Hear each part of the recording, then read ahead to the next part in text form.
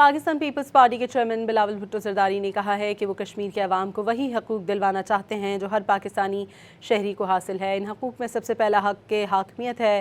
کشمیری عوام جس کے حق میں ووٹ ڈالیں، نتیجہ بھی اس کے حق میں نکلے۔ میں کشمیر کے عوام کو وہی حقوق دلانا چاہتا ہوں جو ہر پاکستانی شہری کو حاصل ہے۔ اس میں سے پہلے ہے حق حاکمیت۔ حق حاکمیت کا مطلب ہے آپ کا ووٹ، آپ کا فیصلہ۔ آپ جس کے حق میں ووٹ ڈالیں، نتیجہ بھی اس کا حق میں نکلیں۔ کشمیر کی حکومت اور کشمیر کے مستقبل کے فیصلے کشمیر کے عوام خود کرے، اور پاکستان کے جن اداروں میں کشمیر کے پانی، بجلی اور بجٹ کے فیصلے ہوتے ہیں، وہاں کشمیر کی اپنی کرسی اور اپنی آواز ہو۔ 2 اگست کو حق حاکمیت کے لیے تیر پر مور لگائیں، کیونکہ کشمیر کا فیصلہ کشمیر کرے گا۔